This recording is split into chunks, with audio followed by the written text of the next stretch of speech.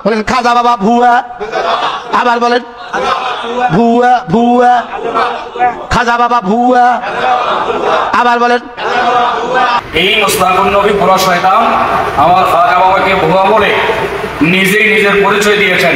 আমার খাজা বাবা তিনি আওলাদে রাসূল, তিনি একদিকে ইমামে হাসান পাকের বংশ, আর একদিকে ইমামে হুসাইন পাকের বংশ। একজন আওলাদে রাসূলকে, একজন আলে পাককে, রাসূলুল্লাহর রক্তকে, আল্লাহর নূরের জলওয়াকে যিনি ভুয়া বলে সম্বোধন করেন, তার মতো বড় ভুয়া, তার মতো বড় শয়তান, বড় ইবলিস আর পৃথিবীতে হতে পারে না। সেই কারণেই আপনারা যারা সাধারণ মানুষ, আমি সকলের কাছে আকুল আবেদন রাখবো, অনুরোধ রাখবো, আপনারা আলোচনা শুনবেন, ওয়াজ শুনবেন, বয়ান শুনবেন, দেখে শুনে বুঝে শুনে। আপনারা জানেন সবাই এই ভারতবর্ষে এমন কোনো ধর্ম নাই যেই ধর্মের মানুষ খাজা বাবাকে না মানেন।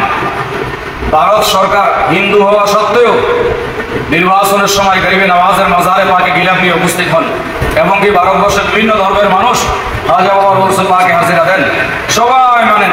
বিশেষ করে মুসলমানদের কলিজার টুকরা অন্তর সেই খাজা বাবার বিরুদ্ধে যখন আমাদের দেশের এই মোল্লা মৌলবীরা বলতে থাকে, তখন আমরা চুপ থাকতে পারি না।